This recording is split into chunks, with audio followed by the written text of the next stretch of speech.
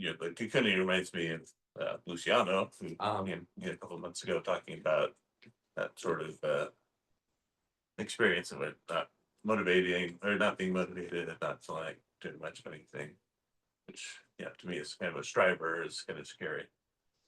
Yeah. I wanted to ask you about how you go about introducing mindfulness and sort of the practice in the workplace. I'm at the State Department. I'm a senior executive. I was my previous job was in the trafficking persons office, and I had Hugh Byrne come to the office and talk about how he did like trauma informed meditation for relief workers in Jordan. That was kind of like a entryway to talk to my staff who dealt with that kind of secondhand trauma. Um, and I tried to get like a sort of mindfulness group started, but it didn't work out. I'm in a different office now that's not in the sort of softer part of the work, but we're in a very traumatic time. I see the trauma of the Trump administration and Doji in people's faces. The purge came to the State Department this week, and so I just I'd like to be able to offer meditation, but then curious like what practices have you seen work in other organizations like the World Bank or corporations. I've kind of made it known that I'd be happy to facilitate a group informally, but I'm also mindful that I'm as the office director, I don't want to be seen as pushing a type of practice, especially when it's heavily Buddhist informed in the workplace. I'm kind of trying to figure out how I can help these people when I see like this scared look on their face every day at work. Yeah. It's such a hard time. I first ask, what would you most hope to get out of introducing mindfulness or these practices into your workplace? For me, I just like to see I guess the people who work for me take comfort or find a coping this very traumatic time. So you're hoping they can find something that can give them some comfort, ways of coping healthily during a really, really hard time. And are you open to mindfulness and meditation maybe not being the right path for a lot of them, and they might already have a lot of other ways that are already there for them? If they have other ways, I don't want to push a particular way, but that's something that works for me. So I just wanted to make that available. Okay, so I just like to start with that humility. Like this isn't the practice for everybody. And I think it's fine for you to say, hey, I want to sit silently, and I'll even play this guided meditation, and anyone who wants to join me can do that. Usually what is causing folks the most suffering is a self-judgment, especially when things are feeling out of control. That's when the inner judge kicks in a lot harder to try to create a sense of control. Like, oh, it's me. I'm the problem. If I could just then I wouldn't feel so awful. As opposed to, wow, this context sucks and I don't have control over it. So just going directly for that pain point of self-judgment, people will relate to. So if you want to advertise it as something about the inner critic, time to just that will speak to their pain point. This is just a basic marketing thing that you probably are already aware of. And say, I'm doing this because you do have a power differential there. It might be wise to just start with a guided meditation. There's probably not the funds to bring in an outside teacher. No. Everybody, we're going to allocate budget for mindfulness. Not when people are invited to report on each other for anti-Christian budget. Yeah, I know. So how does that resonate? Yeah, I think that sounds about right. Yeah, I'm hoping that somebody else will organize it. I know there are a couple of Yeah, people who were, either do meditation or, have spiritual practices. great. I've hinted that, if you would like to organize this, I hope you have support. Uh-huh. But so far it hasn't happened. Hasn't happened. Yeah, they might be afraid of being called out. So I think it's fine if I don't know, if you feel comfortable starting and saying, we're just gonna rotate whoever presses the play button on the guided meditation. That's kind of what I was thinking. Yeah. Okay. Yeah, I trust what you're already thinking. Yeah. Well, thank you.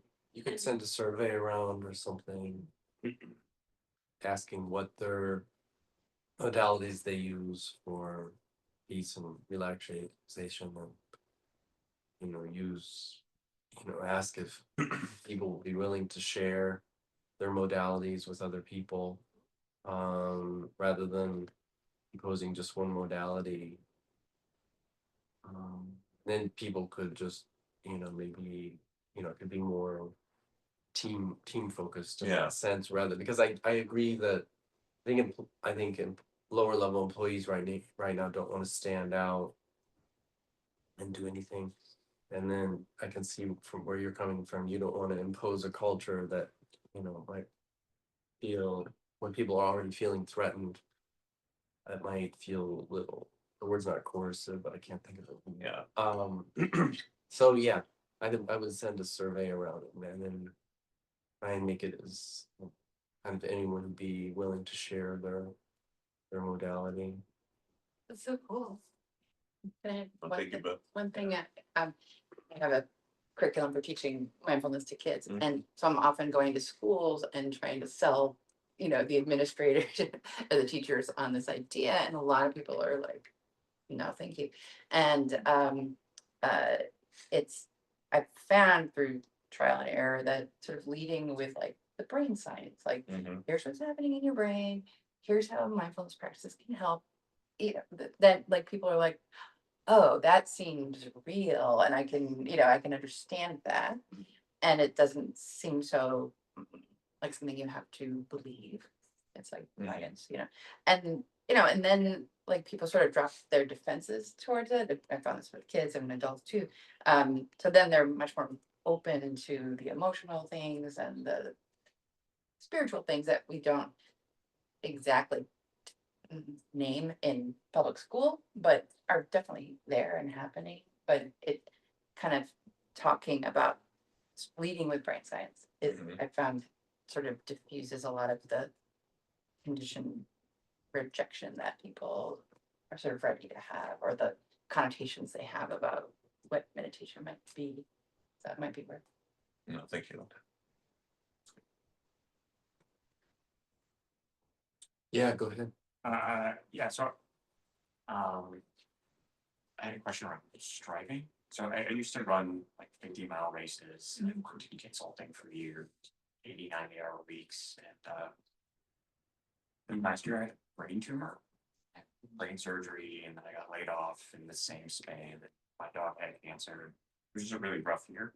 Yeah. And I felt like I kind of had to leave everything behind. Robert and I have spoken about this, but I feel like I've gotten to a point of almost apathy. Mm-hmm. And I know, and my question is that synonymous then with crooning? I don't run those races anymore. I don't take all the online courses, every course I can on artificial intelligence. It's just like it's less constantly trying to improve and perfect. Yeah. But I really struggle with it. I constantly feel like my apathy is incorrect. Right. Right. Yeah. I was telling people I was feeling depressed and had apathy. So and then like, something bad was happening. What's your intuition as you talk about it right now? Feel like it's not the end state, but it is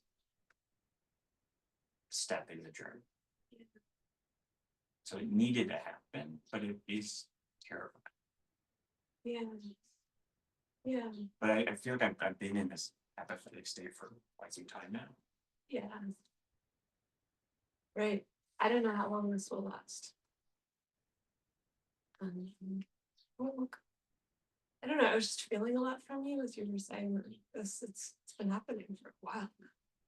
It's been about a year and a half, a year. And I've come out the other So it's not brains. your brain. I'm so glad. Mm. Um. Yeah. So your intuition is this is a phase that needs to happen, and it's been going on now for a while. But it's similar like a cooking, I suppose. Does that, if you just bring that to your body, like, yeah, does cocooning kind of fit as a way of understanding this? Does that feel right? Yeah, it just feels like another name. Yeah. Great. I trust that. What's that like to have a new name for this? Mhm. But it's comforting to know that it's maybe common or Yeah, crazy. great. That's why I was looking up on ChatGPT, like, could I have some real life stories, please, of what's going on here? And it was very comforting for me to read Ajashanti's and Jeff Foster's, and there were other stories too. Like, oh, this is a thing. I'm not alone. Comforting. Yeah. Yeah. How does that feel? Yeah. Yeah. And Mhm. so, what about anger? I mean, you mentioned like early in your story about the, as it, I asked because earlier this week I got fiercely angry, which I have a history of rage, Mhm. but I've been, in a relatively equilibrium. Say I haven't experienced my temper in quite some time. Mhm. And I texted Robert about it because it just flared up. Yeah. And it was like so shocking and upsetting. Uh-huh. And it was really helpful, Robert, that Robert just reminded me that, like, it's still there, but that like there's a couple of people just reminding me like there's a different Amy there to deal with it. And I did deal with it. Mhm. I fixed it, much more quickly than I would have in the past. Mhm. Like I had this altercation with my neighbor probably like 20 years ago, and it took 3 years for me to solve the riddle. I just had to, like, every time I saw him, I was freaking out, that. Yeah. So I was just curious your experience with anger as an emotion that Mhm. is a bedevilment for me. Yeah. Well, if we go with my earlier statement of everything in us wants for our well-being. Everything in us wants for our well-being. And there's wisdom in that anger.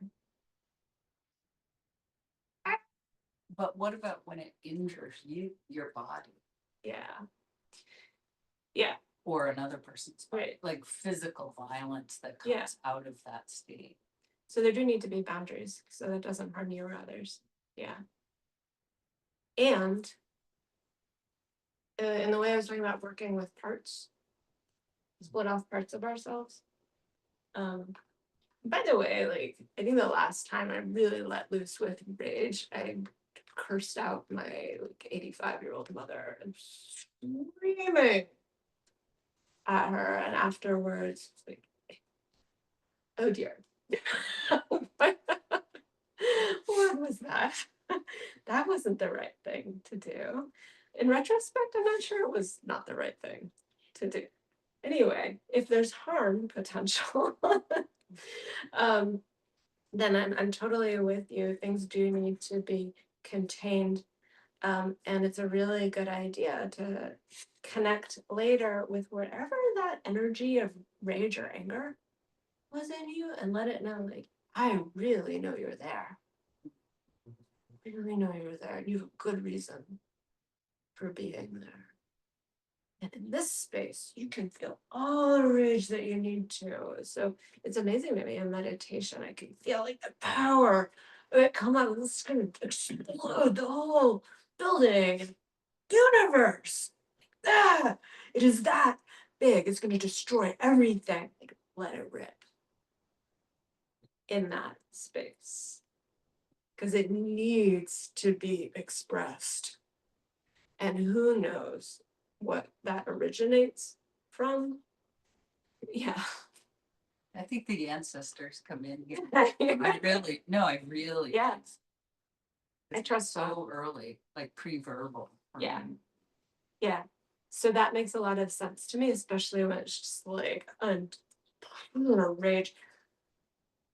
Yeah, how would you be with an infant that was feeling frustration and rage?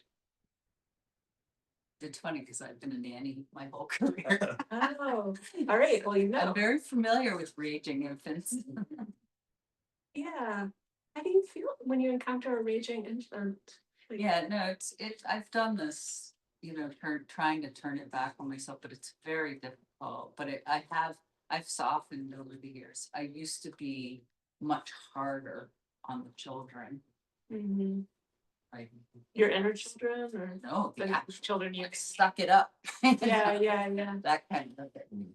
I Right. mean, I don't have any of my own children, but I've realized over the years, like there's a balance, like there's boundaries, which are really important, but there's also a level of like acknowledgement. Yeah. I see you're very angry, Yes. understand. you're very angry. Yeah. Just naming it, like having a name or something Yeah. for children, Totally. for myself. But yeah, compassion. I mean, I've always been incredibly empathetic with their emotions. It's just like how to help them. Mhm. Yeah. So as you're saying, starting with yourself. And like I was saying earlier, there's certain things that I can't just be with by myself. I need someone else there with me, even if I'm the one leading the process. And even more helpful if there's someone really skilled who can lead the process. Because part of the frustration, anger, or any other emotion, terror, fear, um, a big aspect of that is feeling alone. No one gets it. I'm all alone in this. So sometimes it can feel like it reifies the problem. I'm just meditating on my own, trying to heal. So you mentioned Dick Schwartz was the creator of internal family systems. He said the same thing. There's certain things he can't heal on his own. He just needs someone else to be with him. It's like our nervous systems need that. It can't be someone who's judging it or is activated themselves. It makes sense to me in terms of like dealing with raging babies, because sometimes as the caregiver, you feel like you can't deal with it on your own. Yeah. Like it's so overwhelming, that level. I mean, I'm sure there are parents in here that understand what I'm talking about. I mean, the child is just like, and it's like you become one with the child almost. And it's very difficult to extricate yourself and be an adult. Yeah. It's almost like you want to that's why maybe the whole universe designed two parents, so that there should be some support. Well, I would say villages. Yeah, villages, in terms of community, like we have in this group or whatever. Yeah. Yeah. It's like you reflect back. Yeah, and honestly, like, yeah, I'm not always resourced enough to be with what needs attention in that loving way. So I appreciate the reality of what you're saying. Thank you so much. Thank you, it's really a pleasure. So I just wonder, yeah, what's coming to you now in terms of a way forward?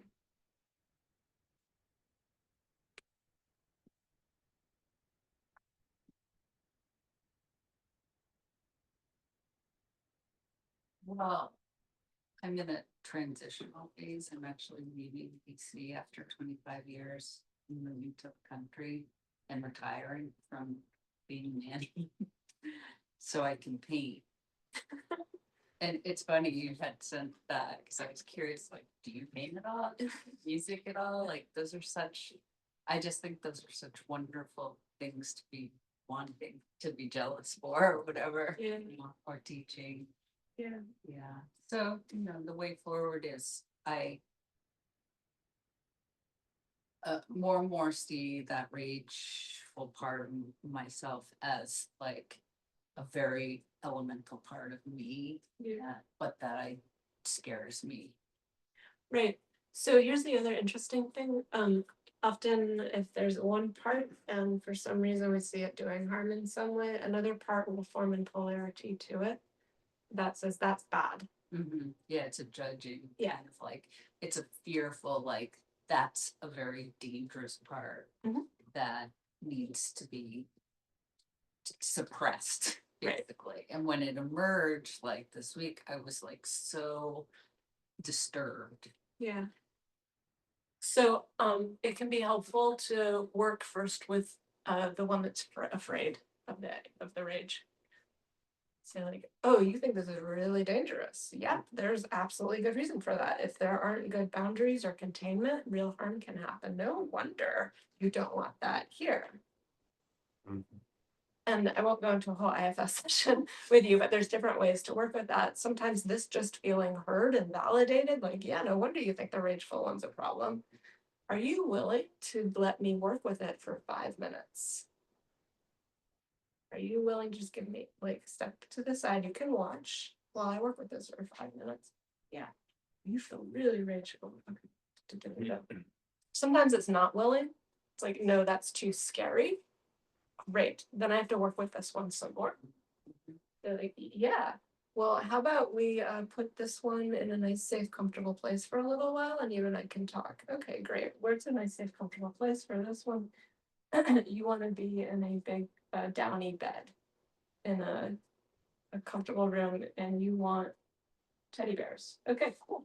We're gonna put you there. Do you like that? Do you like big downy bed with teddy bears? Awesome. Okay. Do you see that one's in a big downy bed with teddy bears? No, yeah, how does that feel? Oh gosh.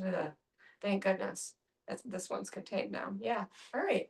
What's really important to you? What are you taking a stand for?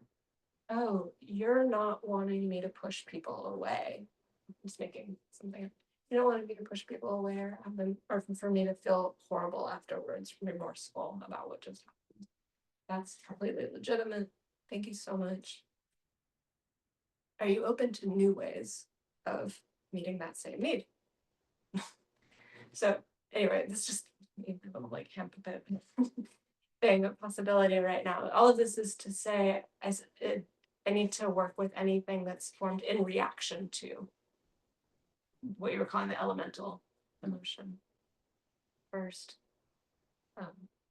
Yeah, I could maybe on another day demo that a little bit more.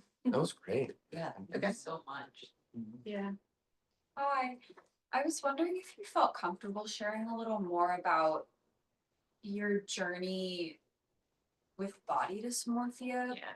because like for me, it is like, it is always there. And no matter how like peaceful I am, it's like not there when I meditate, when I come back and I identify with this body, it's like immediate cognitive dissonance. Yeah. And so I'm just curious if you felt comfortable sharing how some of that's like manifested in your own journey. Oh, yeah, I'm totally comfortable in part because it doesn't feel personal. It feels like a coping mechanism that my system used.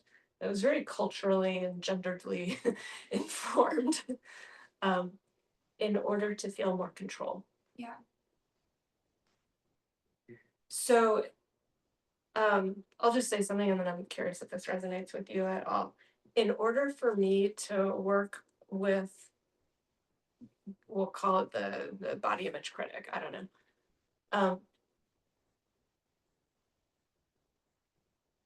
I need to feel safe. There needs to be a deep fundamental level of safety. Otherwise, this is going to keep using body image stuff to gain some sense of control. So something I've had to do is work a lot with love and what would it mean to feel safe, like what before I can tackle the body image critic. So does that make any sense? Yeah, it does. And I think like a lot of what you talked about in your upbringing is very resonant. And mine as well. Like I didn't experience like pinpointed significant trauma. But the way that I was taught to present, and there was always good and bad labels, like very, yeah, especially around like those who identified as women and their bodies. Like there was always good and bad labels. You dress this way, you're good. You eat this way, you're good, or vice versa. And that unlearning, because I often fell into the bad category, that like unlearning that label doesn't like, I'm not unsafe just because like someone might perceive me as still having that label. It is like it's really deep rooted, Yeah. and sometimes that can be quite frustrating because like the conscious me, the adult me's like, that's just dumb. Like it's just dumb. It's silly. It doesn't help anyone. But I still feel it in my nervous system. Yeah. That can be the really confusing part. Like, this doesn't actually even fit with my values. Yes. But it's happening anyway, and it's freaking embarrassing. Yes. Like, I don't want anyone to know. So yeah, I totally hear you. There's a complexity in what you're talking about. That might again, I really love working with parts, just mapping out some different things, including the ones that are reacting to the others. And but if I do this, like it's a riddle that needs to kind of be untangled, which is totally possible. But yeah, you already named just a couple of different parts, including one of like, in order to get approval, I need to fit into certain categories around how I look. So, and that's a strong need for approval, connection with others. I can't have connection unless I'm approved of in this way. It's an impossible choice to have to make. So anyway, I geek out on this, like I'll draw a little map. But does it make sense? There's a whole lot of different parts. I don't know if you've already gotten to know some of them. I have, yeah. I actually have an IFS Yeah. therapist that I work with. So Yeah, and are you finding you're able to get in touch with your own wisest self? I am. I think, you know, talking about working with someone else, sometimes like as the ego, as the individual, I'm like, I know that I have to get rid of my body image stuff and I'm going to be the best version. And my therapist is like, we're going to go back to daddy issues first. I don't want to deal with that today. She's like, but this is what I'm seeing. And she's really, I mean, it's not that she doesn't listen to me. I mean, she just knows that this is going to be a long journey. I can't just try to cut through a forest. Okay. Yeah, and everyone has their different way of doing things. My way is that I don't think I know better than the individual I'm working with. I help them get access to their own highest wisdom, and that's what leads. So yeah, it might be interesting to see you ask the parts to give you some space so that you're feeling some version of calm, courageous, creative, whatever. And then see, yeah, what feels right here. And your therapist could be totally correct that there are daddy issues and those things, but your own highest wisdom might have something different to say in the moment of what's needed. Thank you. Yeah. I think maybe just this will be the last one. You were talking about the quote that you found that said, allowing your body to be where it's at in that moment, and I've been struggling with that. Yeah. I was diagnosed with endometriosis stage 4, and for anyone who doesn't know what that is, it's a very painful thing that um, the lining of your uterus grows on the outside of it, and with stage 4, it means it moves to other organs in your body. And I've been dealing with this for about 10 years now. It's just now I finally found a doctor that listened to me and did something about it. I know that this is never gonna go away. This is something I'm gonna be dealing with for the rest of my life because there's no cure for it. And the only way to get rid of it is through surgery. And I remember when I was first diagnosed, I was 17, and my doctor had told me the worse that it gets, the more I am prone to developing ovarian cancer when I get older because of the hormonal thing that goes on. And my godmother passed away last year from ovarian cancer.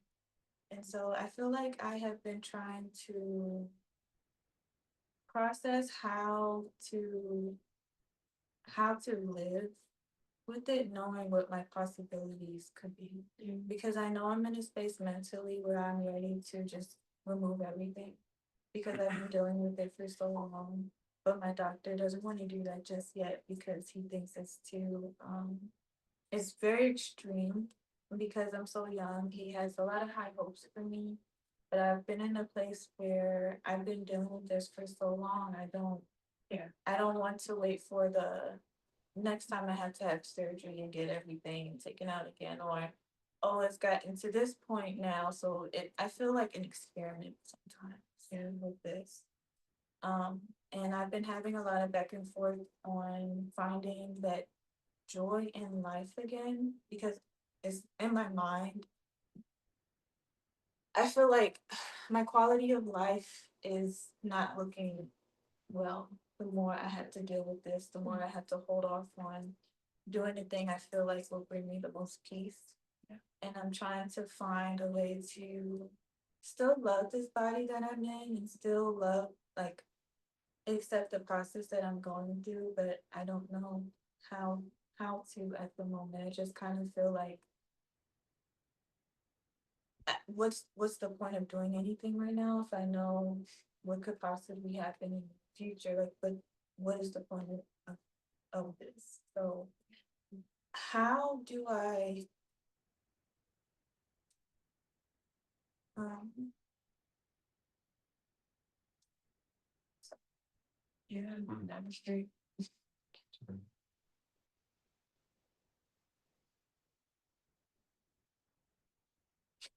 How do I still find that love that my body is going through and be there for it the best way that I can when I just feel like it's just nothing but suffering and pain for a very, very long time. And there's really nothing I can do about it right now until I get to that point of, okay, we can remove it and then I'll feel a sense of peace. Like, how do I still feel that peace while I'm going through this until that point comes? Okay. How to still feel like some sense of peace and love for your body until the point comes when you sense like that more major surgery. You're right. Yeah. Is it okay if we just do a little something with your own wisdom right now? Yeah. You could. It might feel like your own highest wisdom. You could ask that question too. It might feel like you're asking that of someone or something that you really trust and you know cares about you. And just see what comes. We can all do this actually if there's any kind of big question in your life. You just wish you could have an answer to go ahead and ask that question, the source of wisdom, like yourself or something else. Sense for what comes. It might be words or images, it might just be a felt knowing.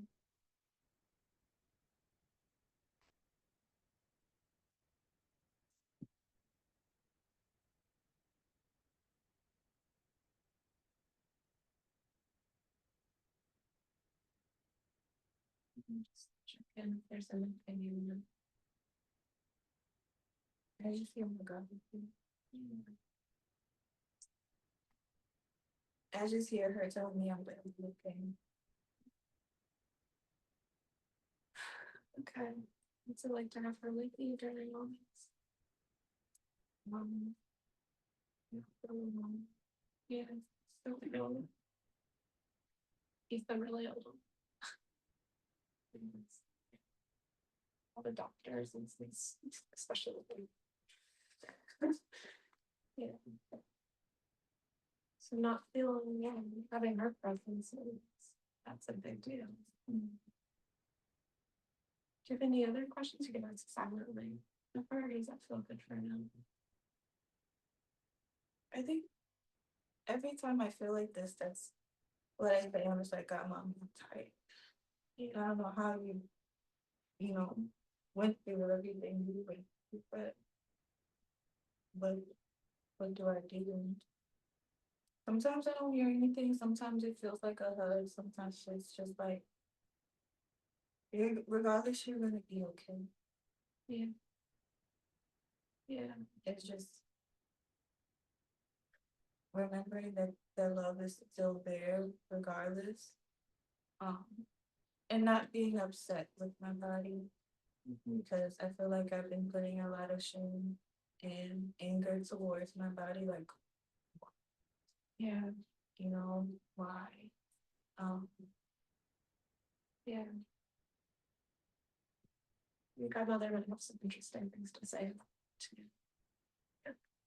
You're a really powerful ally on your side. Yeah. How does that feel? Like I've let go of something I've been holding on for a while since I had my surgery. Yeah. Like I can breathe. I don't think I've been breathing or just like really being in reality because I don't want to feel it. Yeah, it's very intense. Yeah, it's very intense. Yeah, it is, especially alone. It's too much, actually. That's too much for a human to have been through alone. Can I say one other thing about doctors? Please. I got really, really ill from toxic mold in an apartment I was living in DuPont Circle in my 30s, and I've been recovering from that ever since. It looked like I was gonna die, and I had to come to a place of just acceptance around dying, and I did find that sometimes. There was a great peace there. But I worked with a lot of practitioners, and what I ultimately found was the exact same thing we were just talking about. No one actually knows. You're like, I got it. I've already learned that lesson. And as freaky as it was, because like I'm not the medical expert here. Why am I having to rely on my own sense of things? That is what it comes down to. So you kept talking about like, this is what feels right to me. So that gets my attention. I don't know what's right for you, but if something keeps calling you and you want to bounce it off of your godmother for a while and other people that you trust, I trust that more than actually just based out of my own pure experience. I trust that more than whatever medical practitioner says. Of course, get their advice, ponder it deeply, but it comes down to you and your guidance. How does that feel? Yeah. Okay. I trust that too. If that hadn't felt right to you, I would say trust that that didn't feel right. But if that feels good, if that feels right, great. I don't understand any of this, but I found the more and more I listen to that, the more at peace I feel. It's like you're on it. Okay. Yeah, thank you. I was an endometriosis child. Really? My mom, she was told she was not going to be able to have children, and you too. And so she was kind of resolved for that, and it upset her very deeply. And the apparently back then, the pill, going on targeted periods of going on the pill and then going off of it, and helped her have her first pregnancy. And so they went through this period of being on the pill and then going off it. And she was able to get pregnant once and it healed the endometriosis. And so I was able to be born as a second child. Um, but I didn't know that it was incurable and that only surgery was available. I thought that by now, because I'm 58, I thought by now medications would have evolved over the past 58 years, but they haven't. It's just a lot of birth control. What's that? Birth control. Birth control.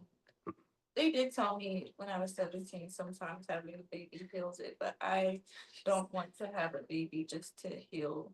Mm-hmm. Right. That That makes sense. I don't think that's. They've been saying that for a long time, like, yeah, have a child. Your psychosis. It'll fix your problem. You'll have a new problem to focus on. I don't think it's fair to bring a life into this world if my intentions were to just try to heal something about me. Like I want to have a baby to actually want to have the baby. So yeah. I do agree. I also have endometriosis and was your age, I guess, when I got diagnosed, and they don't know very much about it now, and they didn't then, and they didn't when your mother had it either, and so it's very confusing. But doctors do often act like they do know more than they do. So I think it's definitely worth listening to your own intuition and finding out what else is out there. I'm always talking about my son, I know, but he's studying Chinese medicine, and like they have a completely different approach to it, and so there are other things to consider maybe. And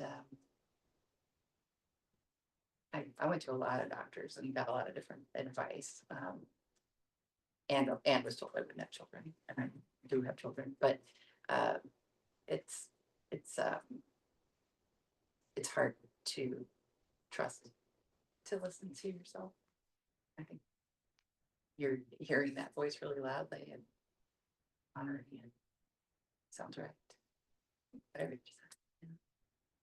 I had epilepsy as well, and there was medications weren't working, and after decades, finally a neurologist said that she had a patient who used meditation to help epilepsy, and I also, because Western medicine wasn't working, I started doing yoga and meditation and all sorts of things to Ayurvedic. I tried Chinese medicine, etc. And it turned out that meditation was incredibly healing for me. It just was the modality that eliminated my seizure condition at a very late age.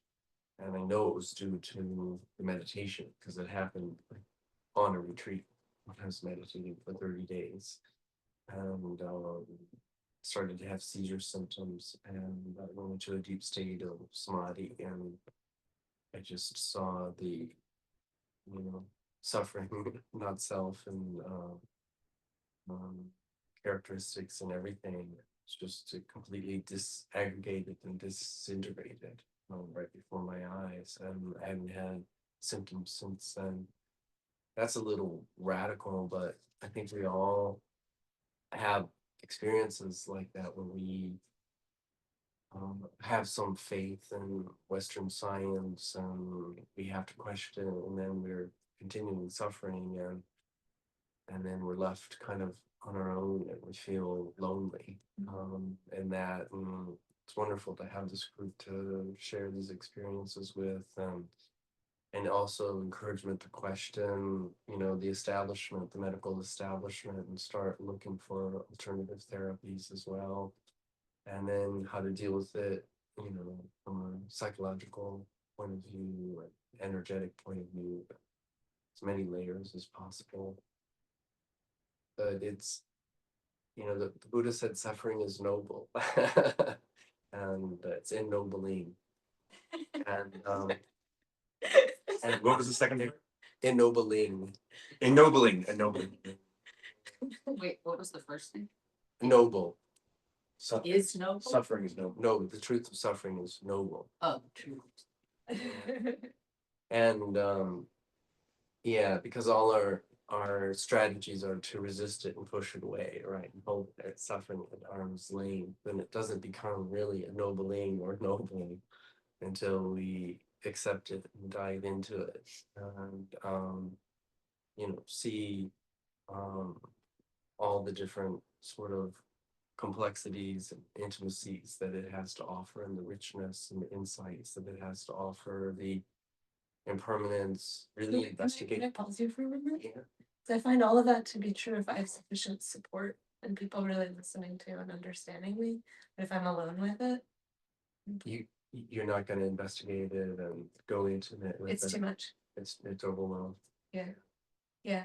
So I I can don't- say like the worst things that ever happened to me are also what brought me the greatest riches in my life, but only because I found loving people. Community. Yeah. To be with me. And if otherwise I probably would have taken myself out. Mm-hmm. Like, yeah, circumstances have to be there for suffering to serve. Mm-hmm. Otherwise it doesn't. But Robert, your experience was different then, right? Yeah, I mean, I have different traumas in my life. I mean, you know, my one of my core traumas is that my father, you know, jumped us into the ocean drunk one day, and told us to swim into the ocean, and he chose to save. I could barely. We just had no strength. It was 700 yards away, and a storm came up, and he chose to save my younger brother and my older brother, and not me. And I made it because I spiritually connected with the ocean. I was fearful. It looked like an impossible distance to make it in. I had no strength, and we left. I was like 8 or 9 years old. And I suddenly brought myself up to the surface and started feeling the tide and feeling connected to the ocean. And then I knew it would bring me in to safety. And I had just had a seizure, so it was a pretty stupid thing my dad did. So, and he came crying to me that night and said, I mean, I landed on the beach, like a victorious. Like I was an adult at that moment. Like I didn't need my dad anymore, and um, it just so in my practice, it's kind of like I'm gonna do this on my own type of thing, and it's been actually hard for me to reach out and ask for advice sometimes, and so um you know, I kind of want to go whole hog because I think we all do have that, you know, enough with samsara type of thing. You know, let's find an end to suffering. And for me, it was to the point of just I'm ready to die. Ready to die right now on this meditation. I want to find an end to suffering now. And so I think for that reason, um, I've always, you know, I've always found it, you know, important for me to really just jump in and dive into the deep sort of suffering and really get ready with it, and open up to it, and see that there was no. I think it was just like you're saying. It was just eventually there's no counterpoint except there's no entity contraction that's trying to balance another event. It's just spaciousness and openness itself, and that's when it really starts to dissolve. And IFS, when I first heard about it, was quite late. It meant a lot to me because that was pretty much how I unwound a lot of contractions, because we're really talking about energetic contractions for me about things. And I think they just there's these points where you'll start to remember childhood events like that when you're alone in the ocean like that. And it's overwhelming, but it's not overwhelming for an ocean of awareness. It's overwhelming for that part of you that still thinks you're small and that you can't handle that image anymore. And that's, for me, I guess, where I guess being on my own in that sense, you know, but I just let it rip. I want to feel all that energetically, and that's where it dissolved for me. But I realize Well, actually, there's so many different ways to do it. no, you weren't alone. What's that? Yeah, some people work alone. No, no, no, no. Yeah. You were not alone. Oh, and I wasn't alone. Absolutely. The ocean Yeah. is there with you, Yeah. Mhm. or there's a sense of faith Mhm. in something bigger. This is a process, or I'm held by the universe. Mhm. You're not alone. Mhm. That's what allows the healing Mhm. to happen. Mhm. Otherwise, it's too much.